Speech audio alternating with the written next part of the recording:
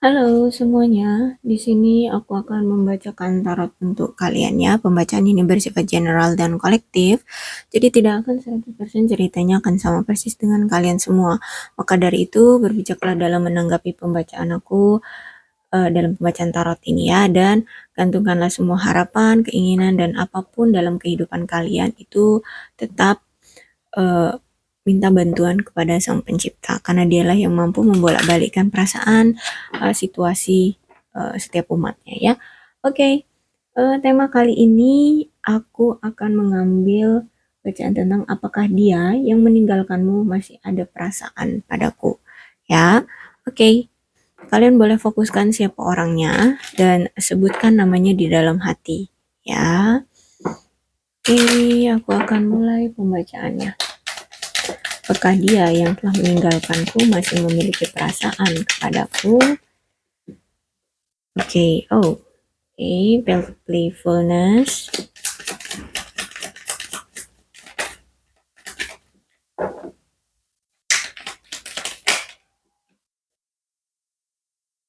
Oke, separation.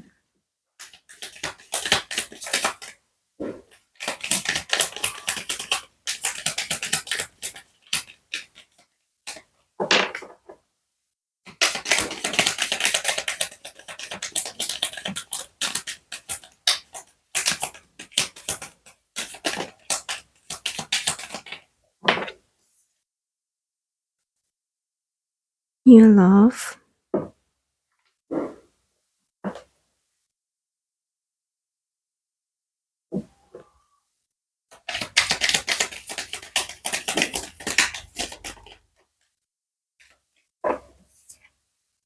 Soulmate.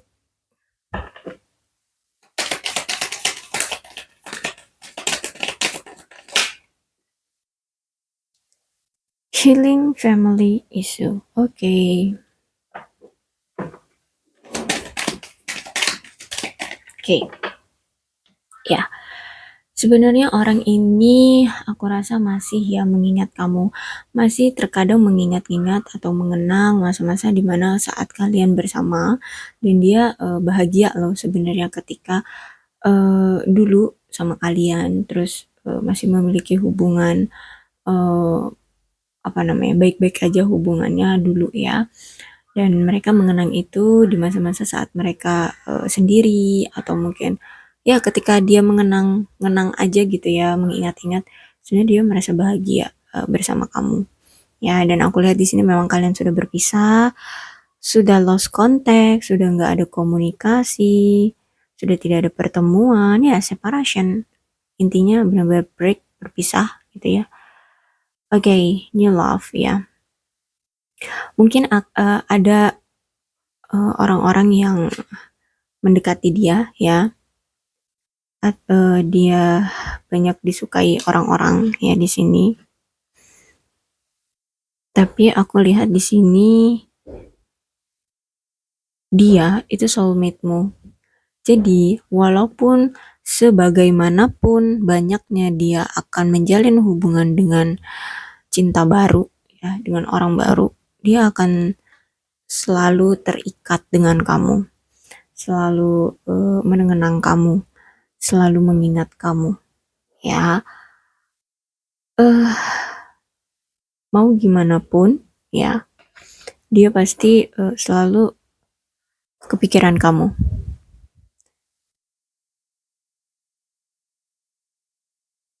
kayak gitu. Atau bisa jadi juga dia di sini eh setelah dia meninggalkan kamu, setelah dia mendapatkan karmanya, dia tersadar bahwa kamulah keluarganya, dan sebenarnya dia ini orang yang banyak sekali family isunya. Entah dia ini orang yang punya tekanan dari keluarga, entah dia ini punya apa trauma dengan keluarga ya, entah dia pernah menikah dan pernikahannya hancur sehingga itu membuat dia trauma, Tapi setelah dia meninggalkan kamu dan dia sadar bahwa dia telah menyakiti kamu, setelah dia ya tersakiti juga gitu ya, dia sadar bahwa kamulah keluarganya, bahwa kamulah ya rumahnya seperti itu ya, dan mungkin dia jadi lebih sadar lagi bahwa cintanya itu semakin tumbuh dan tumbuh ke kamu. Makanya di situ ada soulmate ya. Makanya walaupun ada orang baru juga tetap perasaannya itu sama kamu. Gitu, kepikiran kamu lagi. Jadi kenapa di sini dia healing family issue?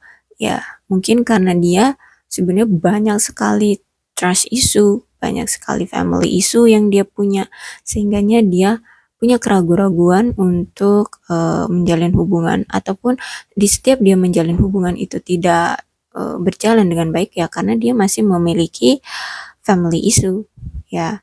Jadi walaupun menurutnya dia siap untuk menjalin suatu hubungan atau mungkin pernikahan gitu, tapi karena dia masih memiliki family issue yang belum sembuh, itu tidak akan berjalan dengan baik ya karena masih memiliki trauma, masih memiliki ketakutan. Makanya di sini dia sedang healing ya, sedang membuat hidupnya itu dan perasaannya itu menerima terlebih dahulu tentang kesakitan-kesakitan dia yang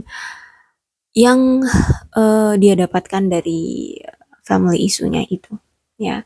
Dia ingin menyembuhkan rasa sakit itu, rasa tekanan itu, dia ingin menyembuhkan semuanya, dia ingin menenangkan hatinya ya, dia ingin membuat hidupnya menjadi bahagia dulu, love self dulu kayak gitu ya, love self itu deh. Oke, aku akan konfirmasi dengan tarotnya. Apakah dia orang yang telah meninggalkanku masih memiliki perasaan padaku?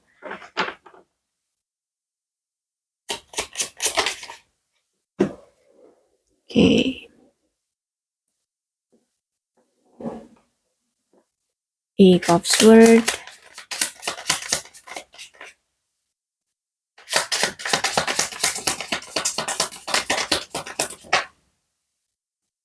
Seven of Pentacles.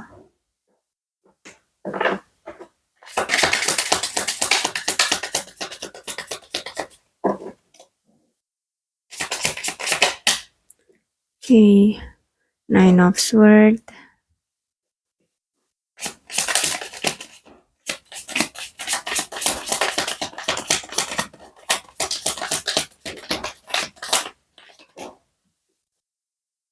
Ace of Swords.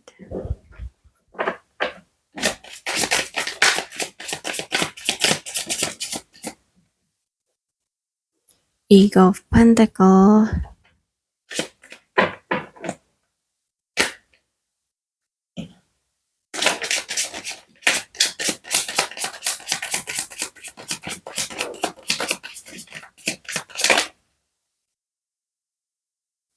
Seven of Wands.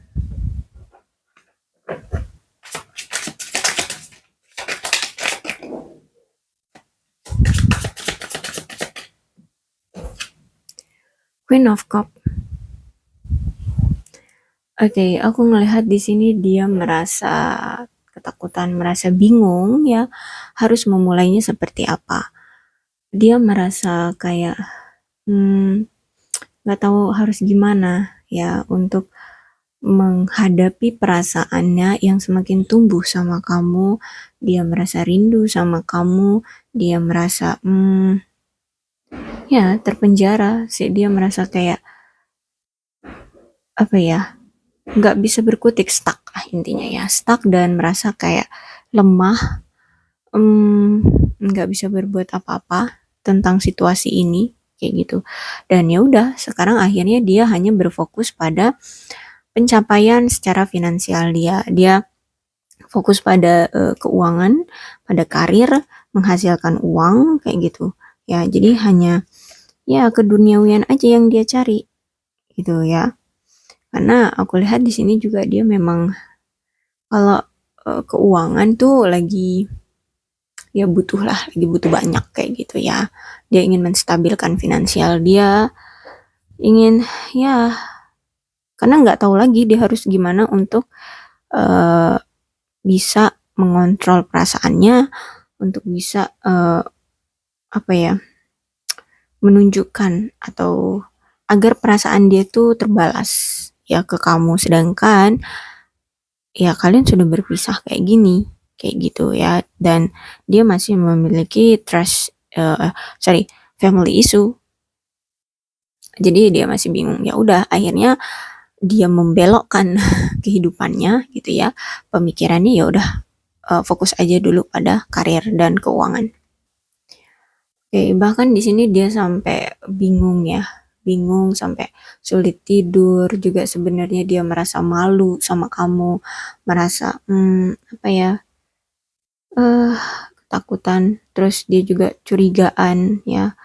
Overthinking lah ya, intinya overthinking. Dia takut mungkin kamu sudah ada yang lain, terus kalau misalkan dia nanti kembali gitu, dia pengen kembali gitu, kamu tidak akan menerima dia, mungkin kamu udah jijik sama dia, mungkin kamu udah benci banget sama dia, kamu udah gak ada perasaan lagi sama dia ya. Dia merasa malu karena kamu ternyata orang yang begitu setia, orang yang ikhlas mencintai dia, tapi malah justru dia hianati, dia sakiti ya. Tapi ternyatanya dia soulmate-mu ya. Dan ya perasaan ini sulit untuk bisa dia tutupi. Ya terus saja dia ngerasa bahwa kamu itu selalu pemilik dari hatinya, kayak gitu. Ya, dan aku ngeliat di sini sih, ya dia cinta banget sama kamu, kayak gitu, cinta banget. Hanya saja dia takut kamu udah benci banget sama dia. Jadi ya banyak apa ya, argumen-argumen yang ada di otak dia sehingga membuat dia ketakutan, sehingga membuat dia kayak eh gak berani untuk datang ke kamu. Tapi sebenarnya hati dia itu pengen banget berbalas kayak gitu. Karena ya itu soulmate ya. Selalu kepikiran kamu terus. Ya, sampai sampai dia sulit tidur. Tapi gimana? Ini kesalahan dia. Dia udah sadar dan dia terpuruk kayak gitu atas perasaan dia sendiri. Jadi ya gitu deh ya. Akibat dari kesombongan dia, akibat dari keserakahan dia, akibat dari nafsu dia gitu ya. Apapun yang dia lakukan, pekerjaan apapun yang dia sekarang lakukan itu ya kayak hampa, kosong kayak gitu aja ya. Hanya sekedar ya gue memperbaiki hidup gue aja deh, gue baikin aja finansial gue gitu. Jadi lebih kayak hidup tanpa arah tentang percintaan kayak gitu. Ya udah, bagusin aja finansial kayak gitu. Tapi ya itu tadi dia merasa kayak menyesal gitu, menyesal karena kesombongan, keserakahan ya, karena telah menyakiti kamu di sini. Jadi hampa kalau tentang hatinya yang tidak berbalas ini kayak gitu. Bukan tidak berbalas karena kamu mencueki dia, bukan, tapi karena ya memang kesalahan dia gitu kan, meninggalkan kamu, menyakiti kamu. Oke, Seven of Wands, dan itu terbalik ya. Ya, dia merasa cemas, dia merasa kebingungan ya, dia merasa malu sama kamu karena udah menyakiti kamu, tapi ternyata perasaannya makin tumbuh, makin sayang, makin cinta kayak gitu. Tapi dia bingung untuk bisa memulai lagi ke kamu, untuk bisa ngedatengin kamu lagi, untuk meminta apa ya, kamu menerima dia lagi, intinya seperti itu. Dia bingung ya, dia merasa malu bahkan sama kamu kalau misalkan dia datang dengan setelah dia mencampakkan kamu, mengkhianati kamu ya. Banyak kecemasan di pikirannya, banyak argumen-argumen di otaknya gitu itu. Dan dia memang orang yang kekanak-kanakan ya, childish banget ya ini orangnya. Jadi aku lihat di sini memang dia ya udah fokus sama kerjaan, fokus sama finansial, memperbaiki keuangannya. Oke, itu aja yang bisa aku bacakan dari pertanyaan kalian ya. Eh, Tetap berbijaklah dalam menanggapi pembacaan tarotku ya, tetap gantungkan semua harapan, keinginan atau pengambilan keputusan apapun dalam hidup kalian itu kepada Tuhan Yang Maha Kuasa, karena tarot hanya sebuah media untuk aku bercerita tentang suatu momen, suatu kisah. Bukan berarti aku memaksakan kehendak kalian harus mempercayainya. No, tidak. Justru aku mengharapkan kalian jangan terlalu percaya 100% pada tarot. Boleh kalau misalkan ini ada pesan yang baik untuk bisa membantu dalam mengambil keputusan dalam kehidupan kalian, silakan ya, kalian bisa ambil pesannya, solusinya. Tapi kalau misalkan ada hal-hal buruk yang terjadi di dalam pembacaanku, sorry berisik ya. Buang jauh-jauh, jangan sampai kalian pikir-pikirkan ya, takutnya terafirmasi. Jadi lebih baik udah fokus aja pada kehidupan kalian, nikmati hidup kalian, yakin aja apapun yang telah terjadi dalam kehidupan kalian itu pasti ada balasannya. Mau itu kalian baik dengan orang ataupun jahat dengan orang, pasti akan ada balasannya. Entah itu dibalas kontan di dunia ataupun nanti di akhirat ya. Percaya aja. Ketika kamu punya keyakinan, kamu percaya pada Tuhan, semua akan lebih baik. Ya. Oke, untuk zodiak yang terpaut dalam pembacaan ini ada Leo. Sorry. Ya, Leo, Aries, Sagittarius, kemudian Aquarius, Libra, dan Gemini, Capricorn, Taurus, dan Virgo. Oke, itu aja. Tapi tidak menutup kemungkinan kok kedua belas zodiak bisa resonate ya. Yang aku sebutkan tadi hanya zodiak yang terkuat aja dalam pembacaan ini. Jadi tidak menutup kemungkinan kedua belas zodiak bisa resonate. Oke, sekian dulu pembacaan aku untuk kalian semua. Salam sehat untuk kalian semua dan bye-bye.